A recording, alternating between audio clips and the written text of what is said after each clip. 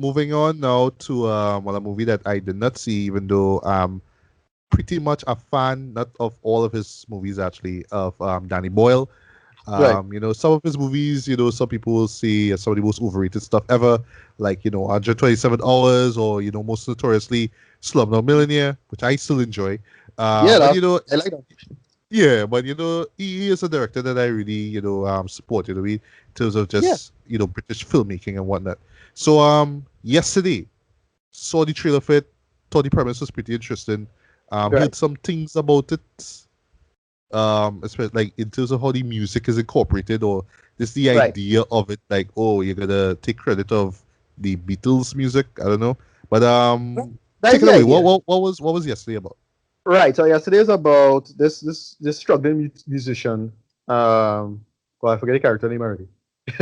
um, but is this struggling musician, and he just kind of aiming, learning his way through life, bouncing about, not really picking up his life, and then um, while he was riding, the world. So we have a little bit of magical realism here. The world had a worldwide blackout, but at the same time, he got hit by a bus and he fly in the air and fell on the ground and damaged his teeth. So he was knocked out at the same time. When he Oh, wakes up now, he was just like again doing his music thing, and he decided to sing the old Beatles song yesterday, and people was like so amazed by it, and then he kind of quickly realized, oh, for some reason, the Beatles doesn't exist. So it's almost as if he's in a parallel reality where no one has any memory of the Beatles, and the Beatles doesn't exist at all. He keep looking it up on Google. The Beatles exist, can't find the film catalog, can't find anything, but yet his world and his room, he has a memory of it, and then he have all the Beatles songs like in his head because he's a big fan of the Beatles. So he decides, well, this is how I could take off my career, and he decides to just recreate the entire discography of the Beatles with his career. So right. he just does it, and he's like this big. So he kind of basically plagiarizes the Beatles, but since no one knows who the Beatles are, kind of doesn't matter. And yeah, his career takes off. He becomes a massive success because of this, and that's also you think already. The story is all about like a counter reality of what if the Beatles do exist, because the world different but not really, and then other bands like take the Beatles place but not really because they didn't become as big. And what happened is that, so that is pretty much the premise. Now the movie have very little to do with the Beatles per se, because this could have been kind of any band, like, but because the Beatles so big and all encompassing, it kind of had to be the Beatles because you remember all their music. And it's about him and his girlfriend, him as an artist, what it means to be an artist in today's world. I thought the main character was very, very compelling. He's actually a pretty good actor. But I forget the character name. I forget the actor name as well. His name, according to Wikipedia, is Jack Malik. Right, sorry, yeah, Jack Malik, right. Yeah. I forgot. I was trying to remember what the actor actual name is now. Oh, the actor is Hamish. I'm Right. assuming it's Hamish or Hamish, whoever. Yeah. Patel. Hamish. Patel. Hamish Patel, right. I keep thinking Hamish Patel. Okay. I keep thinking related to Dev Patel. I know, right? Yeah, right. yeah. But I thought I don't think he is though, but it'd be yeah, funny if he was. Yeah. yeah, but he really held the film together as the star.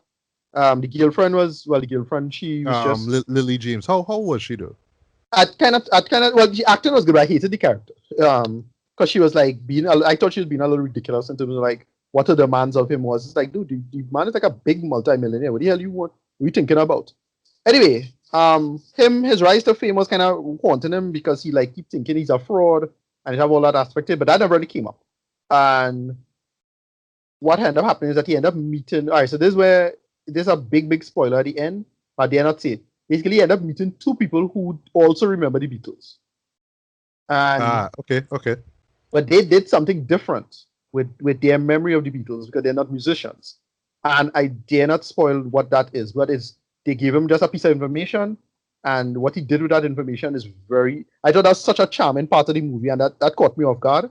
It was great because especially if you're a fan of the Beatles, and it's a great little nice counter narrative, counterfactual reality. Because basically, what had happened is that he just like in a parallel universe where the Beatles never became the Beatles. That's pretty much it. Right.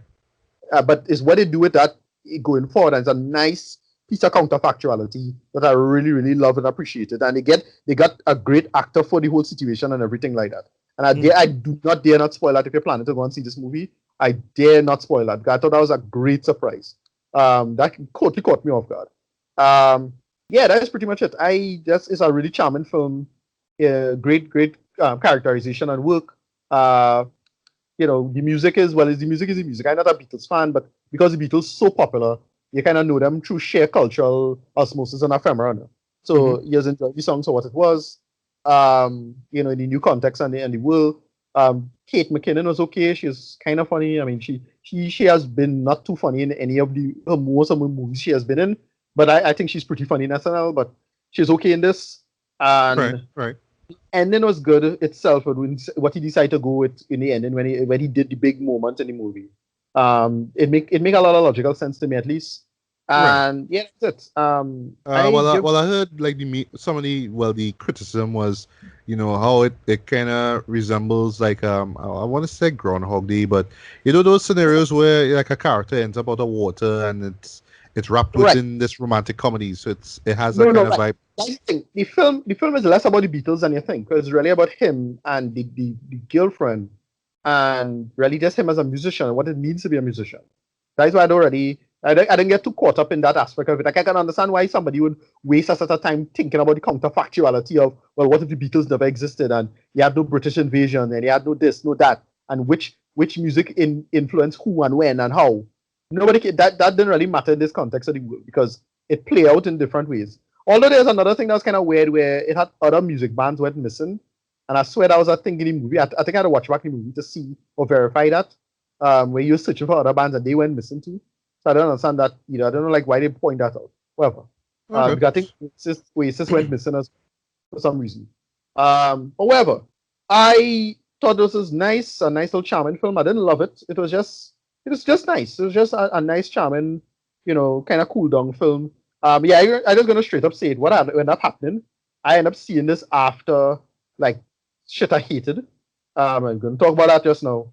And I went into all of these movies, these three movies, with no. Well, I didn't drink a beer at all, so that was a problem. It's like that totally sour.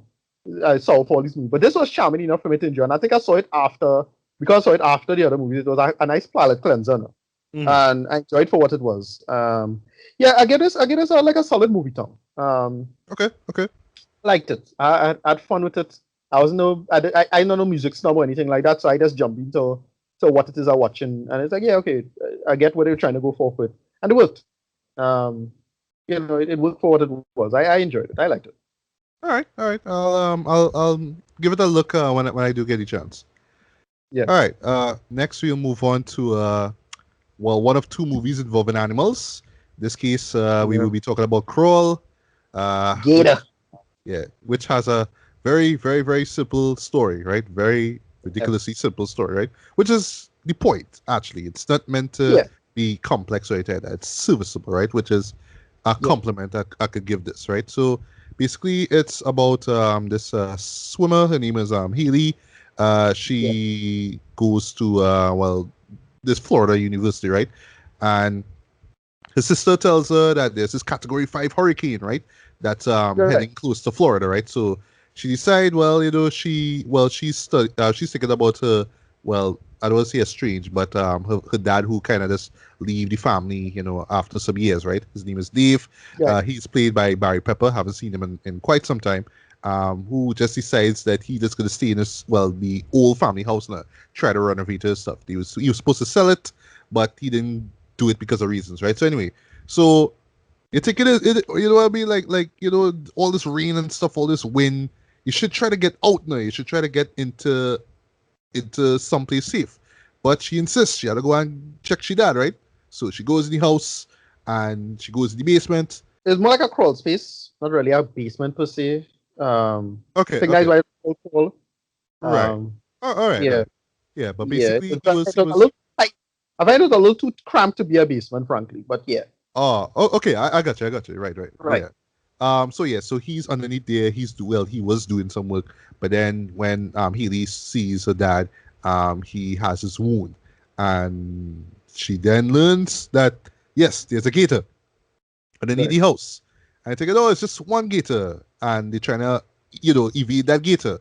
But then you realize, well, with the oncoming, rain and floodwaters Yeah. and whatnot, there's some more gators. Because, yeah, you're in gator country right now. So it's Right. basically, these two characters in one contained place trying to escape, from these gators and, being bitten at. And um, while they're trying to get help.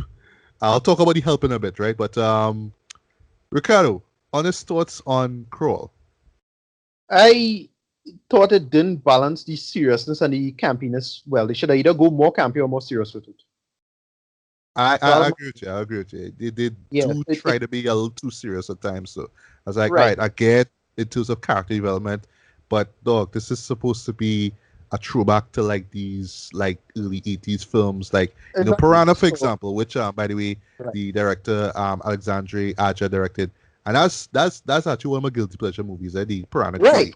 Not the Right. 3 Double D. I hate that. That's actually the worst movie of, I believe it was 2012, I think it was when it came out, but 2010's Piranha 3D, I Right. really, really enjoyed that because it was self-aware, it was campy, it was dumb, but that's Yeah. exactly what And it's supposed to. this one decided to like it have a couple campy and self-aware moments, and then it just get real serious at times. And because I couldn't really get, I was not rooting for the hero in this. Like I was not caring for her personally. She I didn't moments care I for I didn't care for anybody in yeah the show, to be honest. It was just like, this one- all because right, I there's just so want to see what all they're gonna do. I just also want to see what bad decision, because yeah, there's some bad decisions in this. I want to see what yeah bad decision they're gonna make in order to right escape this, to get over this yeah. problem. Now. And it didn't, I find this was just kind of it just kind of come and gone for me because they didn't really do anything that special with it. A lot of the stuff was kind of misleading from the trailer. So I I was like, agree. The thing is and with again, me, right? this is one of these movies I really should have taken a beer going before going in because I was just like, okay, I'll not really bring anything to the table with this though. Yeah. It's good, Um. fine. It was like, all right, but I was so underwhelmed with it, no, frankly, because they didn't Yeah. really do anything. Well, all right. So for me, I didn't. I actually enjoy it for what it was, right? But I do agree that they really, the serious moments, there was like a imbalance between the serious moments and camping moments. Okay, you do get a camper, and the camp moments really do work. Some laughable stuff, especially when it comes to the help, and that's all get to. I wish though that we had a side character that we could have root for. Like I was honestly expecting, slight spoiler, that Beth would have be Haley's sister. Her name is Beth. I thought she would have come into the story and at least try Right, to, help them out or something like that. No. right, But I mean, the show what happened, how, well, the reason why Haley couldn't get on to Beth. The show what happened there. But I thought somehow, some way, they could have bring Beth into the story, so at least you have more, what I mean? You have a side character to also root for, right, you know what I mean? But in this yeah. case, you have two characters, right? You have Haley Right. and you have Dave. I what I prefer is if they made characters like again they should if they wanted to go more campy they should have made characters dumber in this and like just straight up do a Florida Man movie. Like that's what I thought we would have gotten. That's what I was kind of expecting. But Right. no, it's like oh this is this serious story and it's this serious thing. As yeah, but he's still making Florida Man decisions. Yeah, So yeah. like it just didn't work with our balance particularly well. That was Right. my issue. And the reason why I talk about with side characters is that the people who I would say are this close to trying to save them or realize Right. that they're trapped, Yeah. they Yeah. just get Exactly. wiped out. They just get wiped out, Exactly. Shred. And those moments, yes, they're hilarious.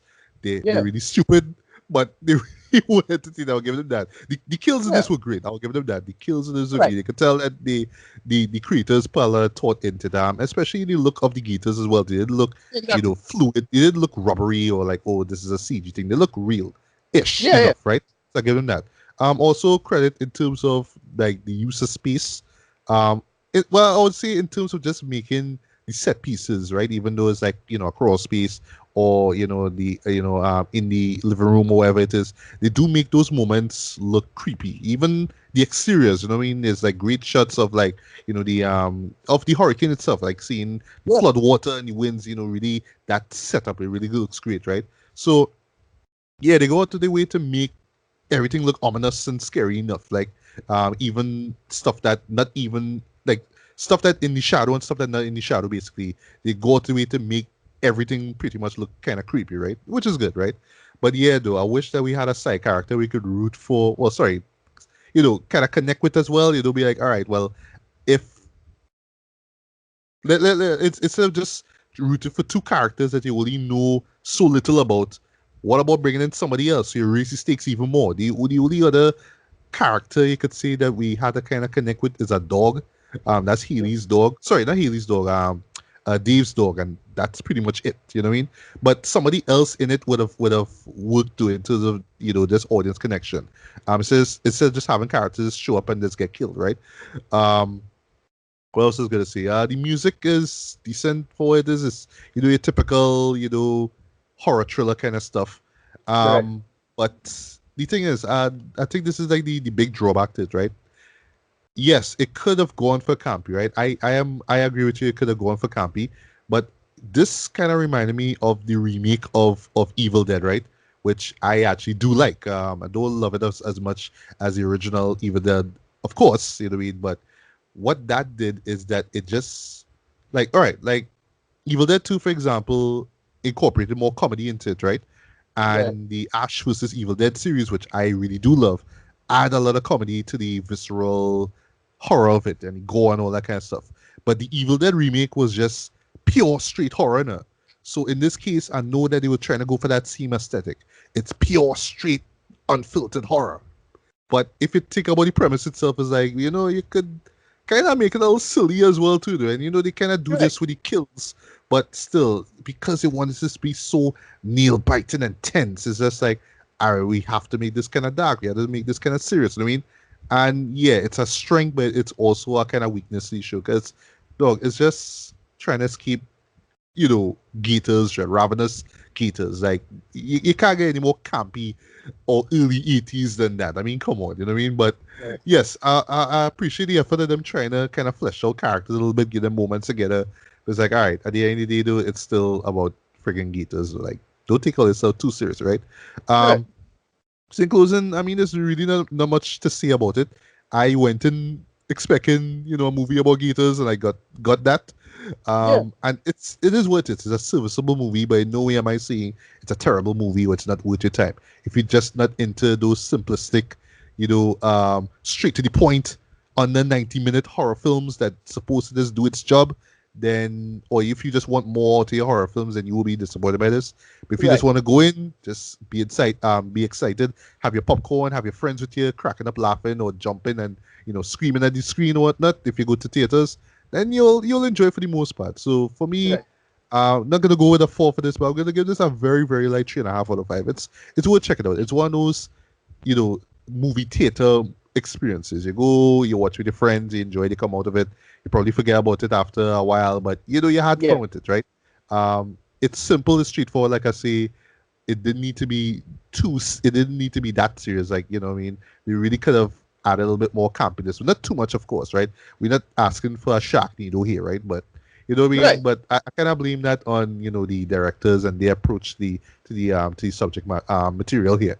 You know what I mean? Like, we want to be modern horror, but this is clearly early 80s. But so, we can't take ourselves too seriously, right? So that's why, Crawl is what it is. But you know what I mean? It is what it is. Like I said, if you like that kind of stuff, go see it. If you're not into that, if you want more complexity to your horror, then yeah, advise you either rent it or just skip it altogether. Final thoughts on Crawl and what's your rating? Yeah, I'm just disappointed that they didn't really do anything with this. Frankly, nothing interesting they did with it. It's just, well, it's Gators and it had some good kills, but that was it. And I just was just, as I said, they either go more serious with it or you go more campy with it. But what is this kind of halfway in between thing didn't really fly for me. Yeah, I get it's a high CC. It All wasn't right, the which worst is thing ever. funny because that's why I went to see it. Right. I really should have. It's one of those. You had to. I thought that you probably had to get a little drunk with this, as I say, with some friends. And you probably Yeah, enjoy yeah, it. yeah, yeah. This one, this one, Being a little inebriated will add right. to It your will enjoyment help. of this Yeah, show like for my sure. foot out. But I was just kind of just more annoyed than anything, and just kind of like, oh, well, okay, that's it. All right, moving on. Next. Yeah. All right, and last things last, but the Yeah. latest remake of a timeless Disney classic, The Lion King. Now, Right. I don't even think we have to go into what the premise is. Like, unless you, I don't want to say if you were living under a rock over the past 2 decades, blah, blah, blah, but you should know what The Lion King is about, right?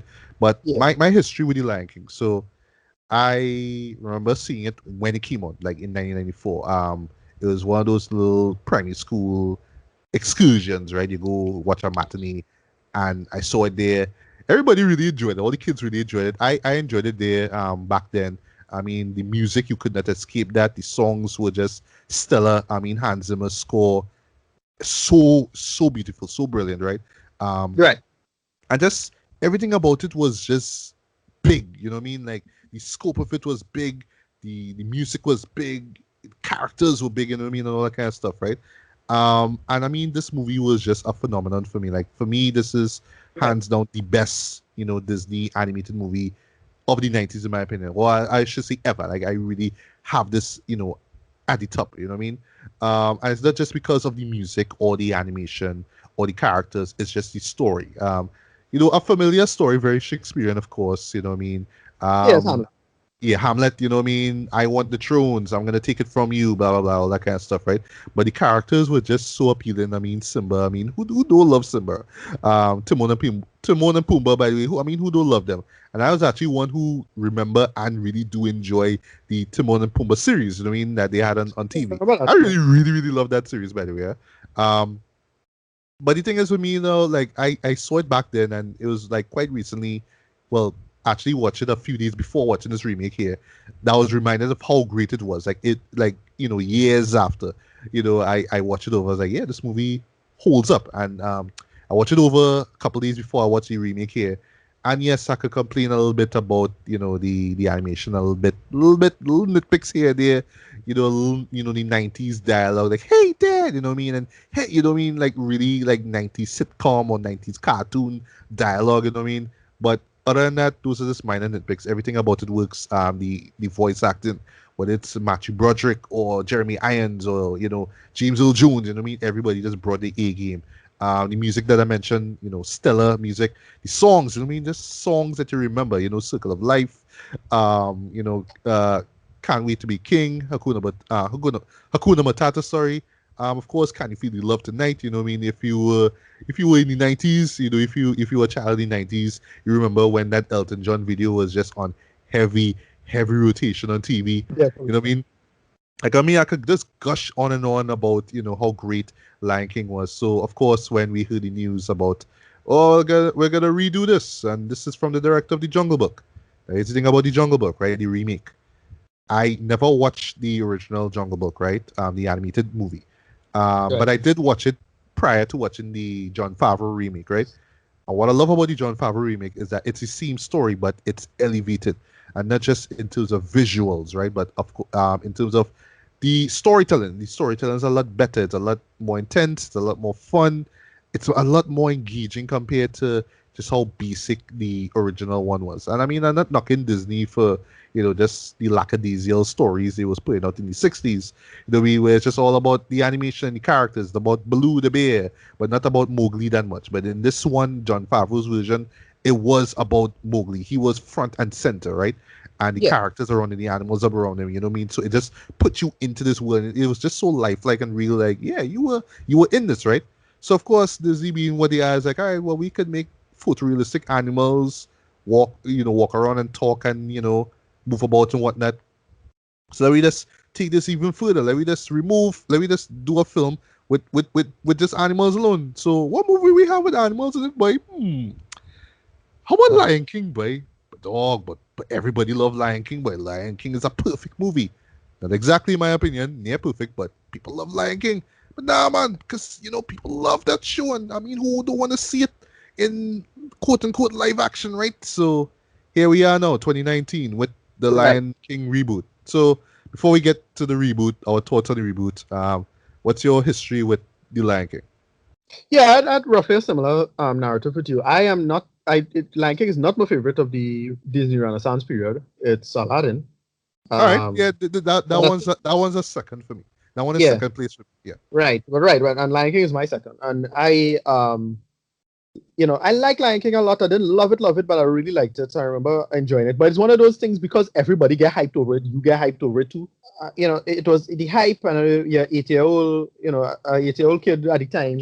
You don't have a brain, so you're not really you just get caught up in the hype. But I didn't personally love it as much as Aladdin. I say Aladdin is my number one, Aladdin, and Lion King is my number two, and he liked it a lot. And so I was like quite surprised that they make this one as the new remake, because I was like, all right, well, that kind of big though, so why do that? But then look, I know people kind of down out counting the Disney live action bubble, and that going to burst soon. But like Aladdin make $900 million, so like come on. I mean, I don't know how much this going to make, but if once it's crossed 500 million, the bubble will burst. Yeah. And I have a Yes, feeling that it will meet that it will at hit least that, that, yeah, at least easy. that, Yeah. right? So my attitude is that I would say that this didn't have as much promotion as Aladdin did do. However, Yeah. and so I was, what are you gonna do with this to make it interesting? And that was a big problem with this now, is that I mean, somebody made the analogy of Gus Van Sant's Psycho. Yes. Perfect example. Where Yeah, it's a literal shot by shot remake of it. By the way, I yeah, have never seen Gus Van Sant's version. I don't intend to, because right, Psycho is a goddamn masterpiece. Don't touch Psycho. But yeah, I heard that there was a few like dream sequences, some weird stuff that was going on. For oh gosh, for the main character, that really added nothing to the show. Yeah. right. So perfect comparison there. So this movie actually has a very similar complaint I have with this. That, well, I'll get into the actual film now. Yeah. Uh, Go on. are the exact same problem I had with what we just talked about, Crawl. And in terms of, they should have go one way or the other. Either you remake it like a real, like not live action, but real feel cartoony and whatnot, but just more modern and more like a kind of really quote unquote photorealistic 3D version of the show, or you go more grounded and more serious with it in terms of, like, you see how Planet Earth is, like that kind of documentary style. That's what I Yes. thought he was. That's what I thought he was gonna get.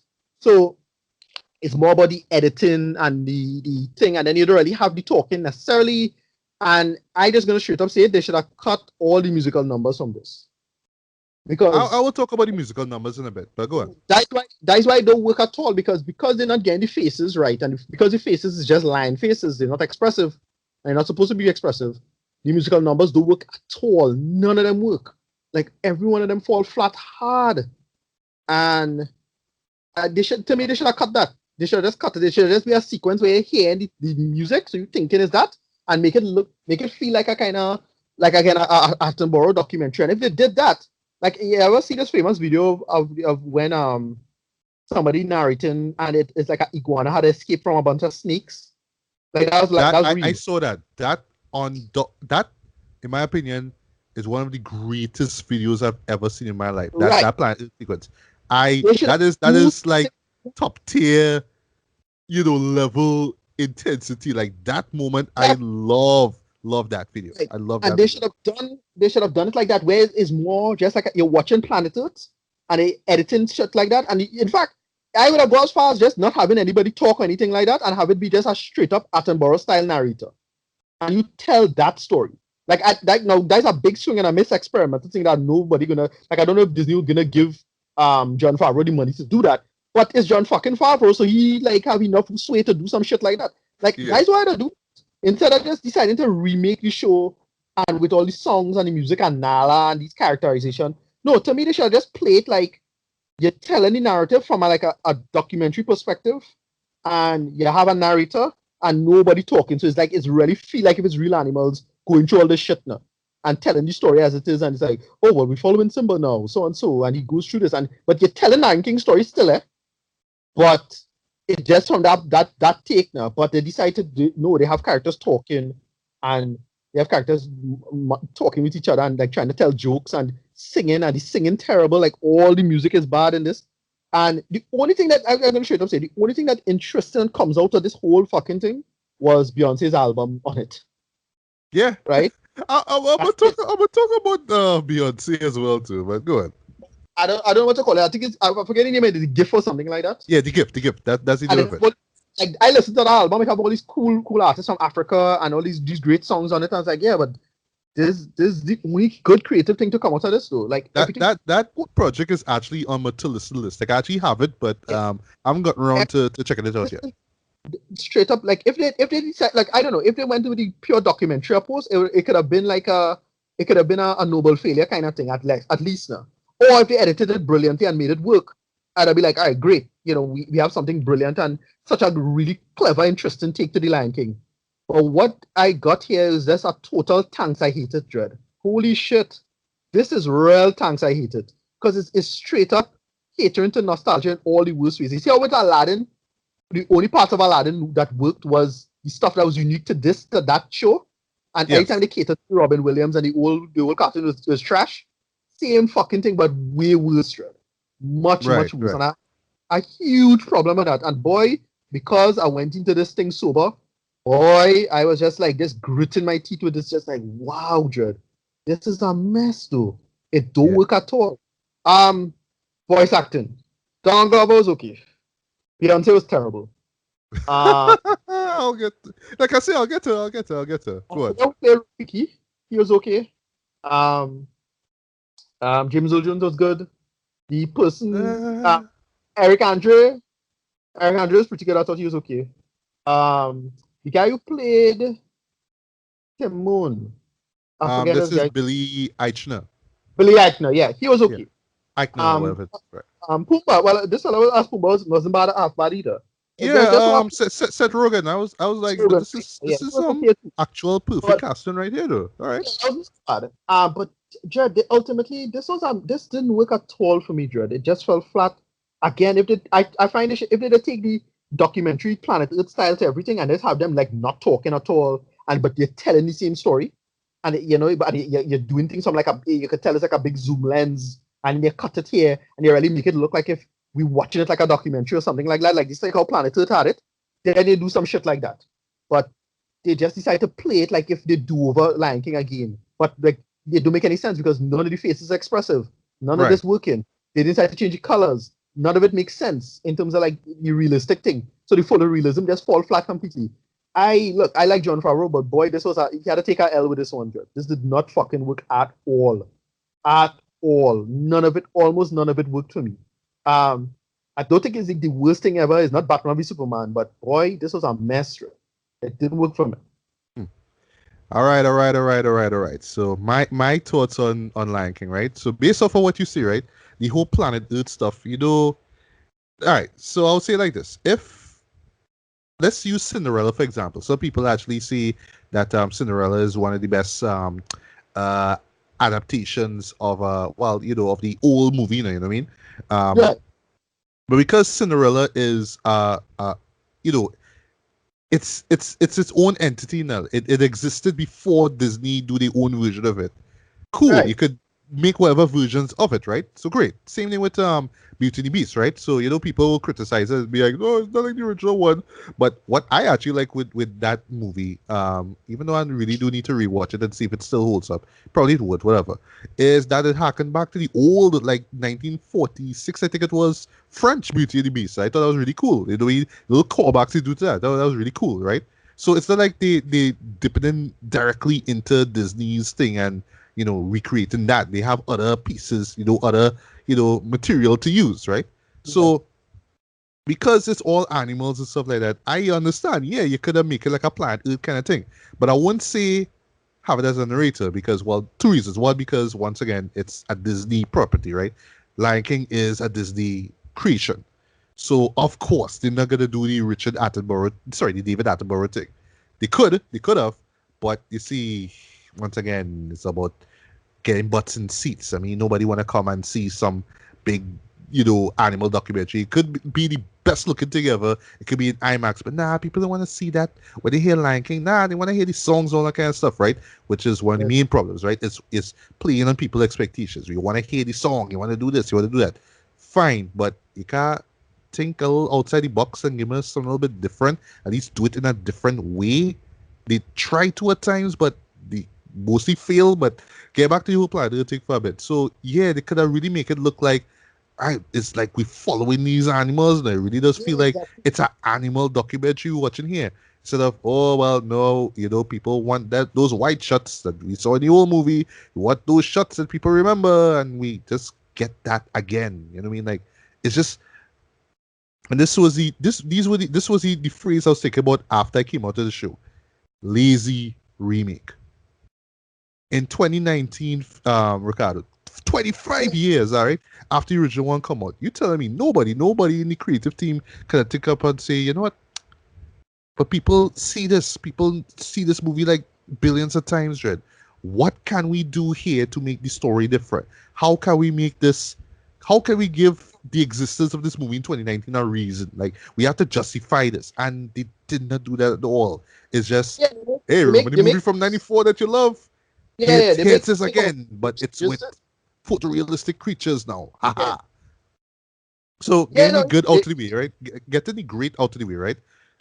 Yes, the visuals are fantastic. They are magnificent. I would easily put this like just off of visuals alone. This would like a 5 out of 5 for me, right? Off of yeah. visuals alone, right? Like it win Oscar, you know. Sorry. Like it totally win Oscar, you know. Yeah. It'd be funny if it does though, Oh, but then fucking again, I mean, then again, Jungle Book one, right? Yes, Jungle Book one for visuals, I yeah, think it did. But yeah, this have a huge chance over it, right? But yeah, all the visuals, it looks great. Photorealistic, blah blah blah. Especially the backgrounds. You know what I mean? Just like with Jungle Book, you know what I mean? They look lifelike, right? Great, cool. Um, music, can't, can't really see it as a 5 out of 5 because pretty much it's the same music from before.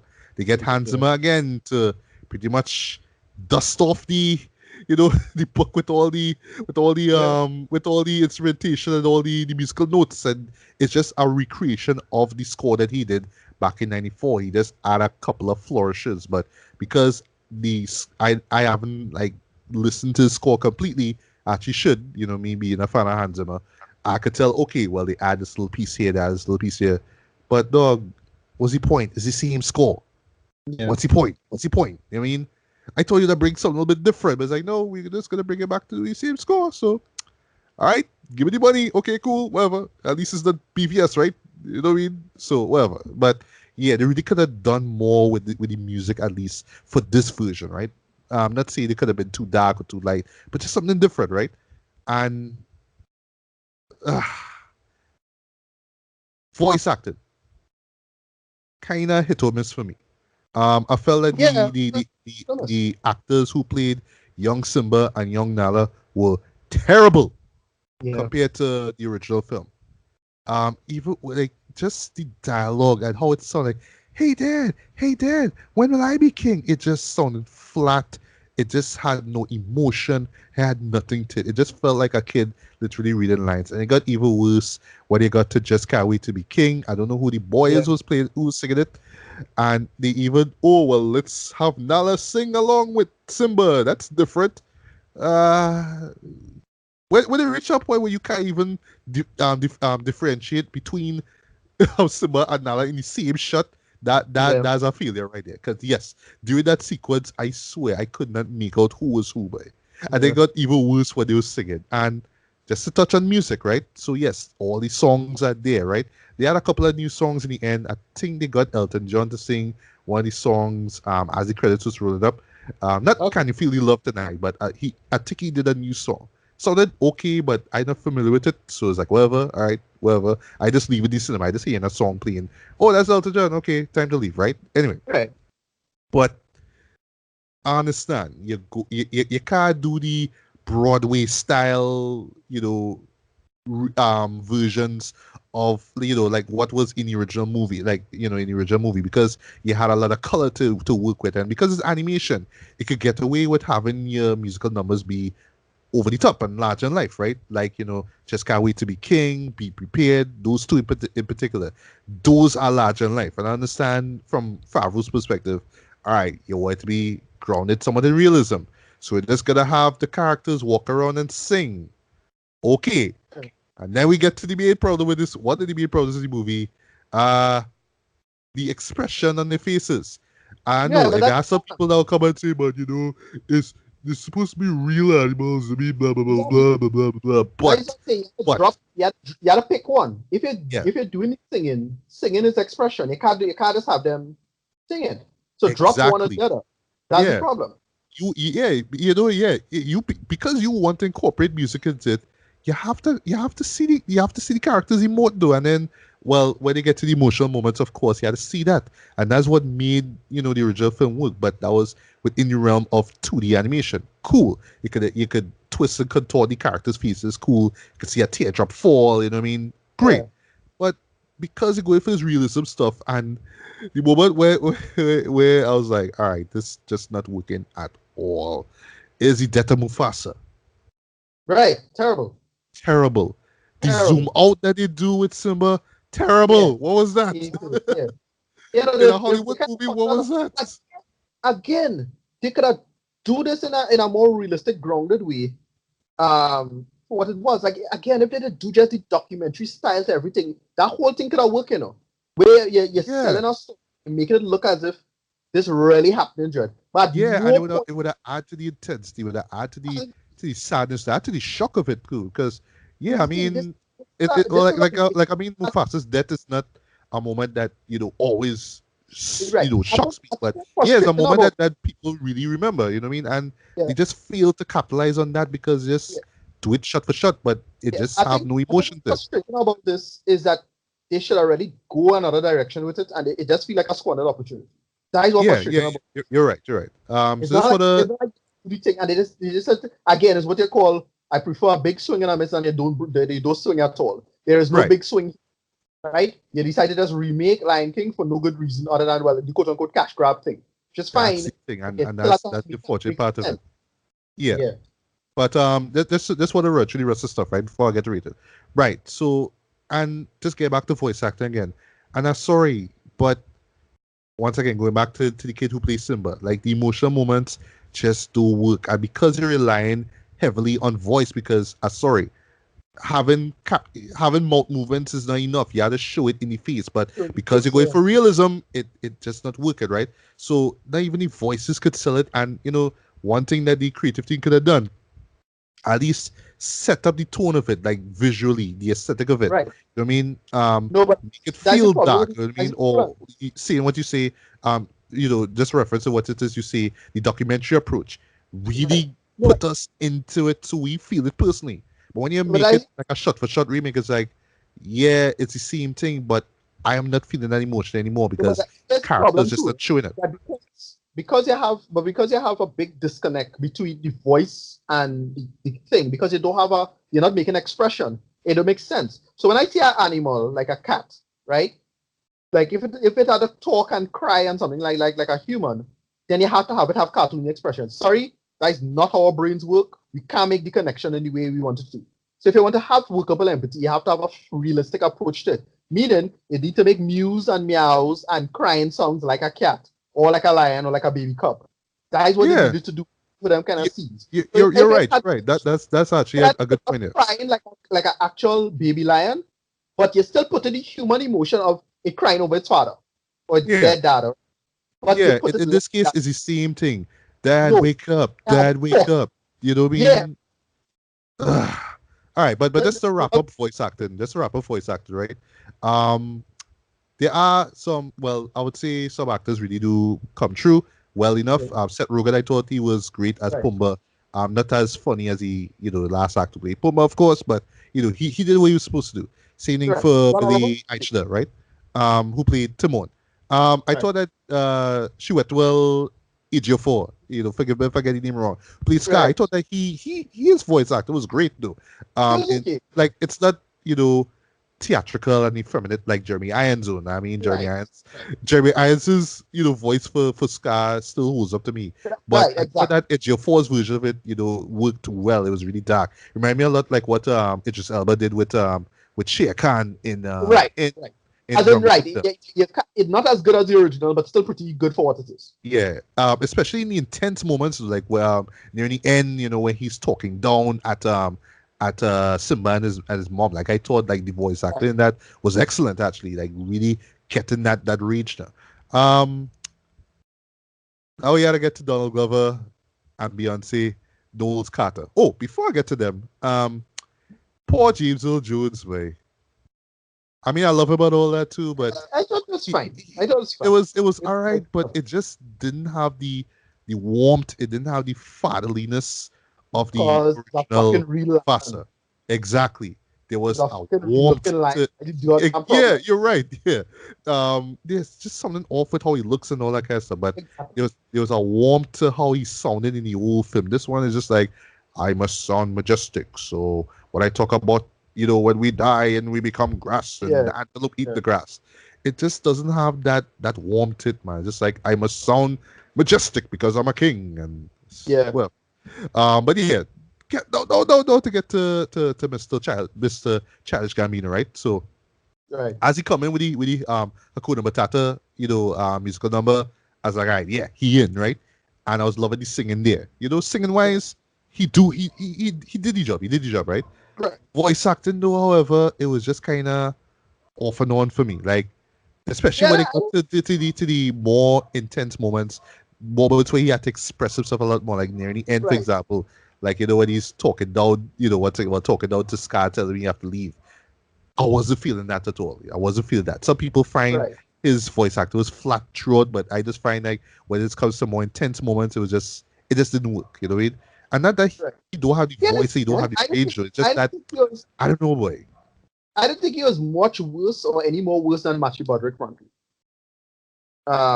In my Right, opinion. right, right, right. Because I understand where you're coming from. Yeah, I didn't see him as any because he wasn't like it wasn't a phenomenal voice acting, but it wasn't. I didn't hate it either. It was like this is fine, like it's fine, like yeah, whatever. I didn't right. think of it. Yeah, Beyonce on the other hand, is notably bad. yeah, boy. And the thing is, now credit where credit is due. I do like the fact that they give Nala a little bit more screen time. The Right? older They Nala, give up right? I this. didn't find that. Yeah, well, it's more than in the original film, so that's cool, right? Yeah, There's a moment where you see her trying to escape from Scars, right, right, Rock. well, basically from his viewpoint, basically, right? That's all I'll Right. say. But yeah, when Nala speaks, it's Beyonce. You know that, right? Yeah, She's not gonna try too hard to try to sound like anybody else. She's gonna be Beyonce, right? It was yeah, funny though when you get to Can You Feel the Love Tonight. I'm gonna talk about that sequence, right? I'm gonna talk about that, and you could tell that she just had to put that B on it, but she putting that stank all over it, boy.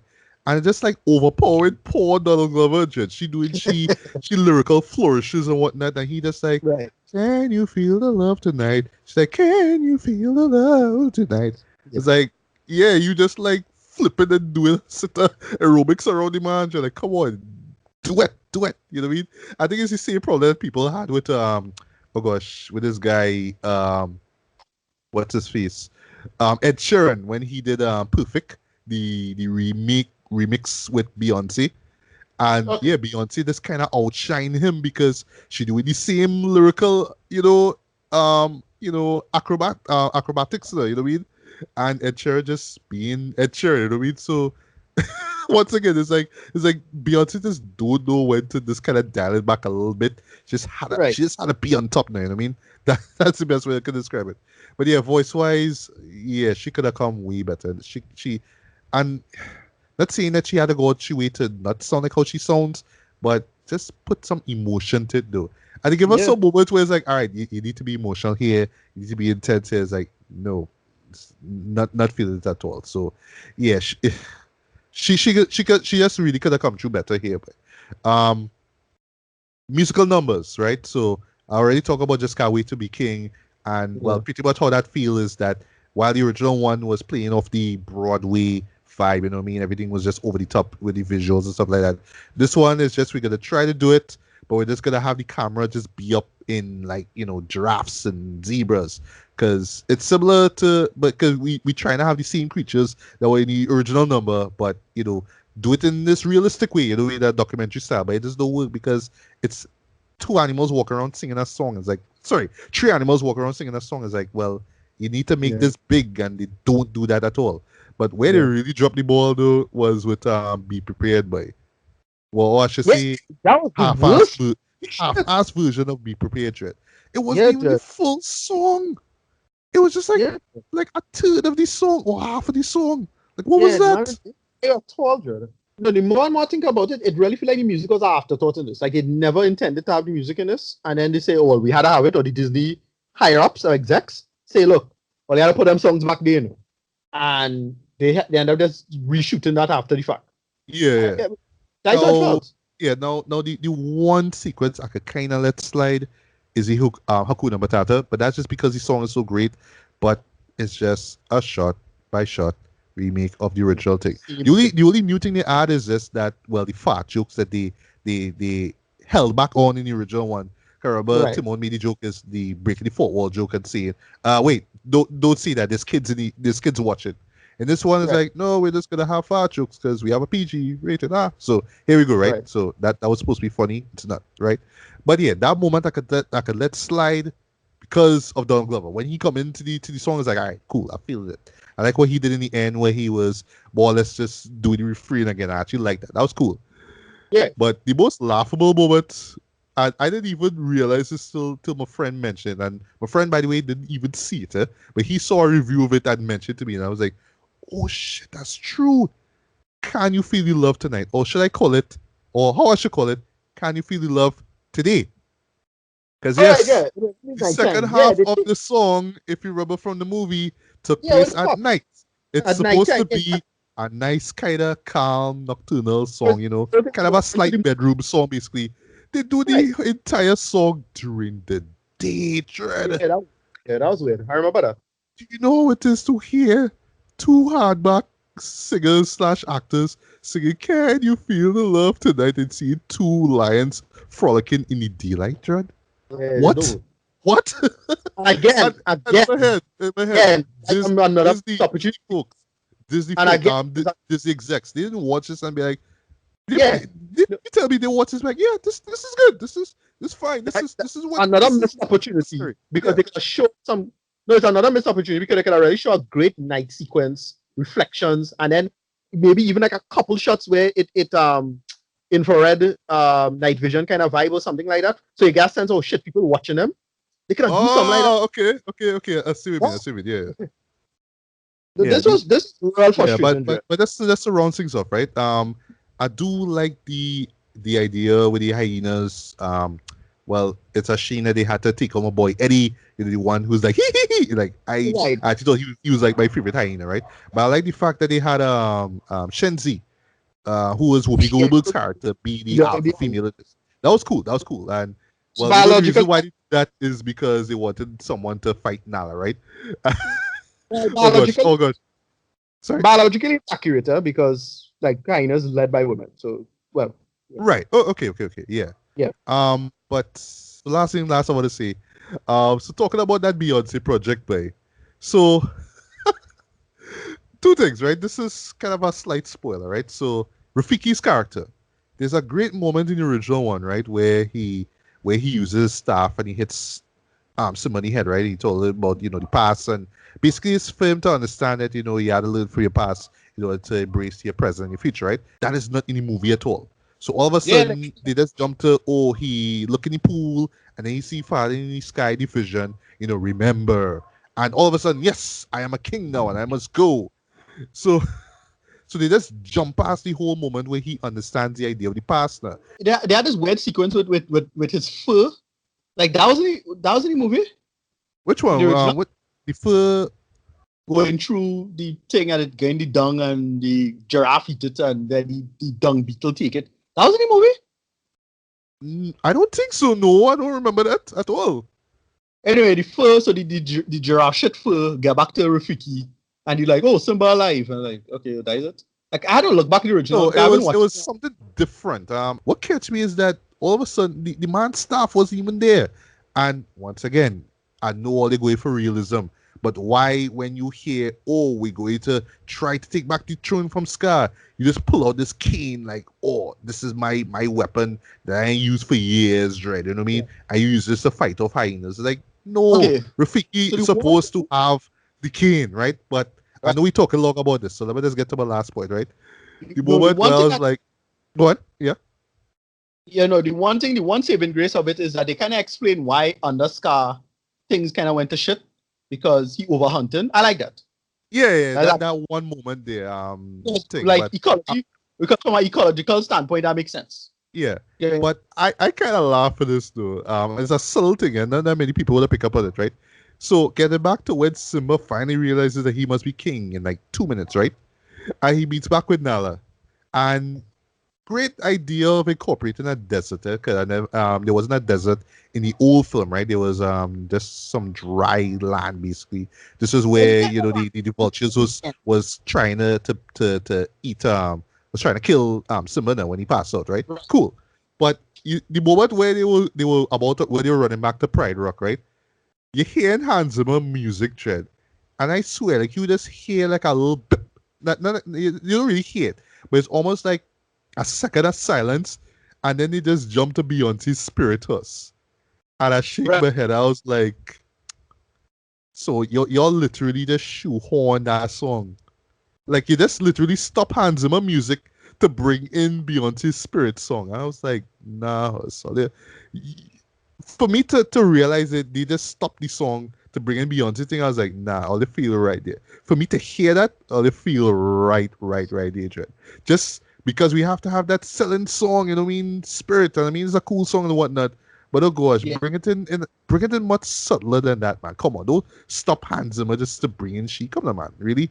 But yeah, in short though, I came out of this and I was like, yeah, boy, this there was no purpose to this show, Dread. Unfortunately, like I get where you're getting at. To me, it just feels like, oh well, this is an experiment. Like let's have a movie with live, just talking animals throughout. Okay, cool. Let's show off we tech. Let's show off what we could do, and that's exactly what it is. It's just Disney flexing the muscles and showing off now. But oh gosh, the charm and just the mysticism and the joy that was in the old film just not there anymore. It just really does feel like a cash grab, Jed. yeah, I didn't want to see that for a movie called The Lion King. What is the original, the remake? I wanted yeah, to feel that wonder. I wanted to feel that joy, that exhilarance that I got in the old film. You know what I mean? But no, it's just flashy images. Look how real it is. And that's it. Nothing more, nothing less. The songs there, but they really tweaked or updated that much. Um, vocals hit or miss for me. And I know it's just the same thing, Jordan. Like 25 years from when the first one come out, you tell me nobody could have say, hey, let me sit down and really try to update this story. Let me just really put a little bit more. Like I was disappointed at the fact that you didn't even get to see much of Simba's mother. Once again, they could have done something more with her mother, you know what I mean? Show the Lion Queen, you know what I mean? Show a little bit something like that. Nope, no. We just had to do the same stuff because it's nostalgia berries, right? So yeah, boy, I talk long about this, so let me just give this rating one time. Um, I'll give this a decent 2.5 out of 5. This could go lower the more I think about it, but this the visuals alone, yes, are stellar and a worth seeing. But as far as seeing goes, yeah, wait for this to come out. Rent this, wait for torrent to come out, watch it, analyze the visuals, and be in awe of it. But other than that, it's just the same damn story, Jen.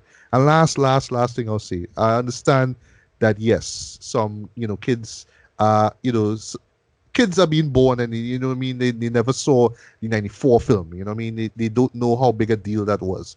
So I understand that families will bring those kids along and they'll be amazed mostly by what it is they see, especially by how photorealistic everything is. But sorry, when you have the 94 film, which is still near perfect in my opinion, that still exists, then why don't just show them that? You know what I mean? Show them that. And then later on they can make the decision whether this remake is better than that one. But to me though, this coming as a fan of the original one, it isn't. It isn't at all. So final thoughts and rating on Lion King. No, I'm not in the camp that say, oh, this was a pointless remake or anything like that. My thing is, this was a squandered opportunity. They could have taken a totally different approach to this and it would have worked. Or at least I think it would have worked. It would have probably, but my problem is that they took no risk, right? As I You're said right. You're before, right. a big swing and a miss than no swing at all. And they tried to half-ass it. So the only thing they did with this was this computer special effects stuff. That's it.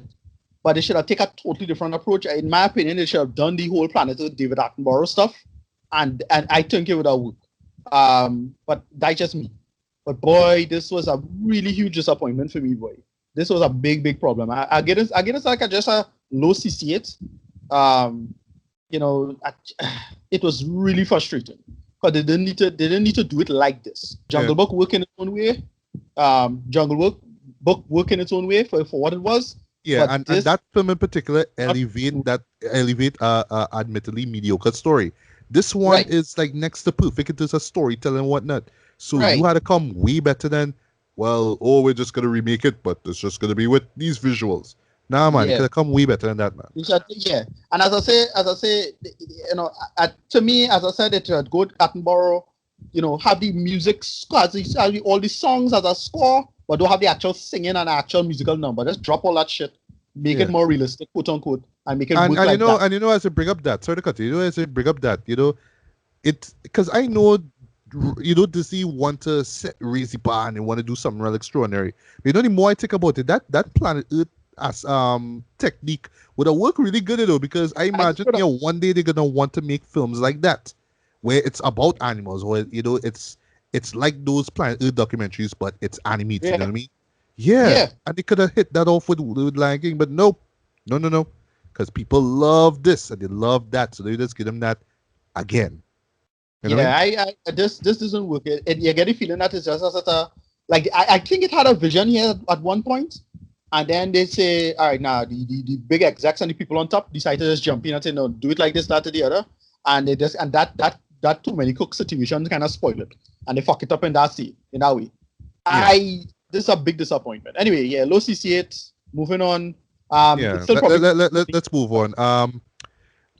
I don't know what to say as far as Disney remakes go. I mean, we could talk till till the Lord come back. But this is going to be a thing. So we have to go into 2020 expecting Mulan and, you know, Little Mermaid and other remakes like that. At least with those two shows, right? Mulan and Little Mermaid.